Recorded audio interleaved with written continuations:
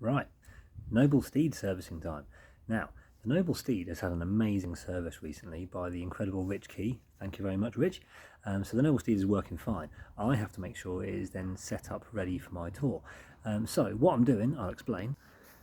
So as you can see, Steed is up on the brackets, front wheel is off. So over here, this is where the genius happens. This thing here, if it's going to focus, this is a Son internal hub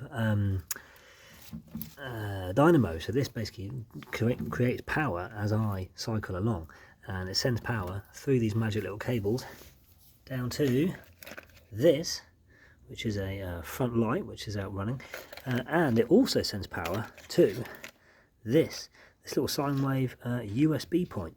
So this essentially makes me a mobile power station, which is incredibly clever. I've rigged it up, it's now working. I had to make sure all the cables were functioning. Massive thanks to Nich Nolan, who actually provided this originally. He sort of gave me this for my first journey, and the two of us have used it on different journeys, and it works amazingly. So massive thanks to Nick. And the next thing I'm doing is, as you'll notice, the front wheel is off. So the Noble Steed is now a mono wheel. Is this bit here. So the mudguard up front, this had a tendency on my last journey to rattle. If I jingle that, it rattles, which drives you nuts as you're riding around on bumpy stuff. Now my bike, strangely, the Noble Steed does not have a front mounting point on the fork here. It should have a mounting point here. Well, I say should.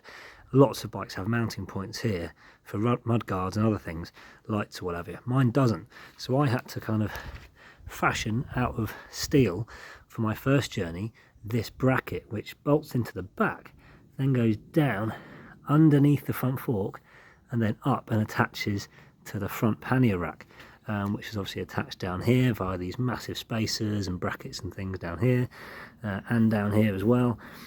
Huge thanks to Chris D, who's probably out there somewhere. He provided these. I was going to buy them from him, and then he found out what I was doing and he provided them free of charge. So massive thanks to Chris. He's an absolute legend. If you look up Chris D, he's a Movember ambassador, so he's an absolute legend in the bike world. So well done, Chris. So yeah, my job now is very nervously to drill down through this bracket, through the mudguard, so I can then bolt through and pin those together to stop this, to give me a nice quiet ride. So fingers crossed that's possible. Let's see how we get on.